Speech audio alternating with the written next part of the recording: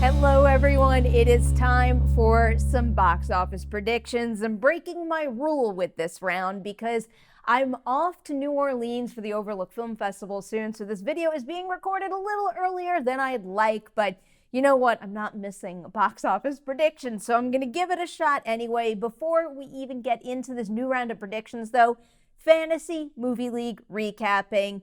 It is an important time in the game because this was the second to last week in the spring season, and yet again, we didn't have any perfect lineups, but we did have high scores, 5 of them to be exact, and they are Devil, AP, particular set of movie skills, VS Penatoy's Cineplex, and the Force A Nathan's. Congratulations, guys. One more week left of play, and at this point in time, AP has the high score overall for the spring 2019 season. AP, let's see if you can hang on to it because you've got a couple people nipping at your heels, some of whom were on the list that I just read off. So good luck to all of you. Going into my recap of my top 5 from last week, and another 5 for 5, but yet again I was completely off on the number 1 movie. Like John Wick 3 the weekend before, Aladdin far exceeded expectations, taking $91.5 million for the 3-day weekend. Number 2 went to John Wick 3, which is now the highest earner of that franchise thanks to an additional $24.6 million haul this weekend. Avengers Endgame took the 3 spot with $17.2 million, followed by Detective Pikachu, which made another $13.4 million. And then sadly, but also not so sadly, because I did like Brightburn, as predicted, Brightburn knocked Booksmart out of the top 5. Brightburn made $7.8 million for the 3-day weekend, and Booksmart made $6.9 million. Rolling into this new round now, my number 5 pick for the weekend is John Wick 3. Not because I'm predicting a big drop for that movie this time around, but more so because there's just a lot of really big competition this weekend. I'm taking a little bit of a cue from Box Office Mojo for this one. Their showdown has featured comps like Mission Impossible Rogue Nation and Jason Bourne. So if I take a look at those two movies, in particular their percent change trend, Rogue Nation went from a 49% drop in weekend 2 to a 40% drop in weekend 3, and Bourne went all the way from a 62% drop in weekend 2 to a 38% drop in weekend 3. So there is no doubt in my mind that John Wick Chapter 3 has a very good shot at holding on strong and seeing its percent change from last week, which was 56.7%, come down. The question now is it going to come down 10% like with Rogue Nation or a whopping 20% like with Bourne? But again, given the competition in theaters right now, I have to go for the smaller amount. So I think I'm going to bring it down roughly 10%, give John Wick Chapter 3 a 46% dip, which would mean it's making another $14 million this weekend. Now it is on to my number 4 pick, and this is where I have our first newcomer for the weekend. It is Ma.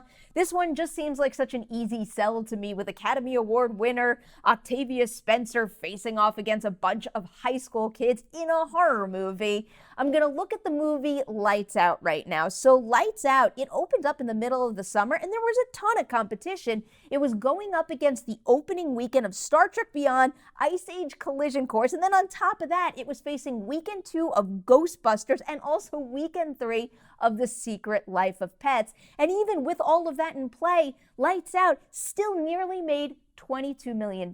So why can't Ma make $22 million also? So that right there is what I'm going with. Ma's opening weekend, $22 million. Next up at number 3, this is where I've got Rocketman. Initially, I had a lot of faith in this one, and I had even more faith after I realized for myself that the positive buzz is true. This is a great movie. I highly recommend it, but earlier in the week, the ticket sales weren't all that encouraging. I have seen them pick up a bit, so that's making me feel a little bit better about Rocketman's chances, but I'm going to kind of start up top with the comps and work my way down.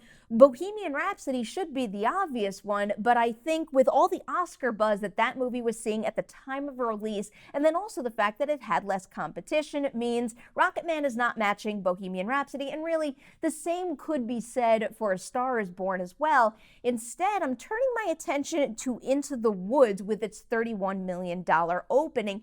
That seems like a much more realistic number for Rocketman to me, but I do think this is a movie that could leg it out. We could see this movie hang around for a while. It could do really well internationally. So even though I am predicting it's opening up at number 3 this weekend, and it's not matching Bohemian Rhapsody or A Star is Born, I do think that its overall run could see a pretty big number. All right, moving on to the 2 spot right now. And with this, I do think it could be somewhat close between Aladdin and Godzilla, given how the ticket sales are looking when I'm recording this video, again, which is very early.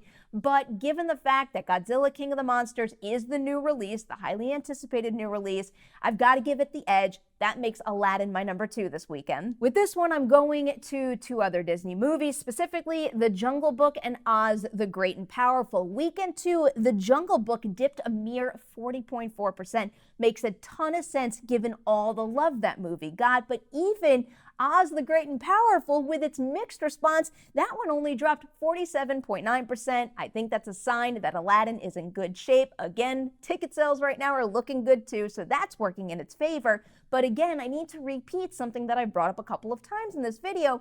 There is a lot of competition right now at the box office, so even though I think Aladdin could hold fairly strong, I would be surprised if it held on to more than half of its opening weekend profits, which would mean 50% dip, giving Aladdin another $45 million for its second weekend in theaters.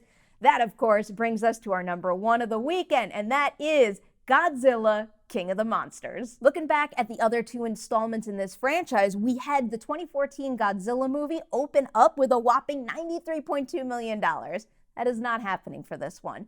If I shift my attention over to Kong Skull Island, we've got a more reasonable $61 million opening, and when that movie opened up, it was going up against weekend 2 of Logan, which was sizable competition, but still not matching what Godzilla King of the Monsters is up against this weekend, so I do want to bring the number down, maybe to an amount that matches San Andreas' opening weekend, so that's where I'm landing with this one. It's a little bit on the lower end of the range that's expected for Godzilla King of the Monsters. I'm giving it $55 million for its first weekend in theaters.